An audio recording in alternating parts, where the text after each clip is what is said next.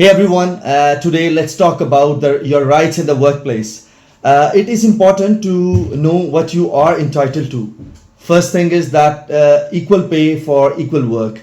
Did you know this? That in many countries, including Pakistan, it is illegal for the employers to pay less pay to women than man. Okay, for the same job. So equal pay should be for both the parties. Second thing is that is protection against harassment. Nobody should even feel unsafe at work. Harassment of any kind is unacceptable and illegal. Know your rights and speak up. Next thing is that is maternity rights. If you are expecting a baby, you have right. In Pakistan even, women are entitled to maternity leave and job protection during and after pregnancy. Yeah?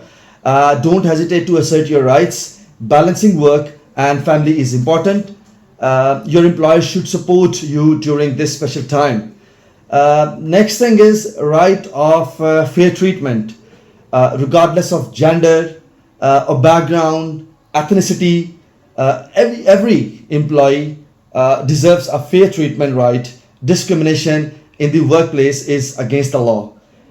Know your worth and demand respect. Empowerment to knowledge.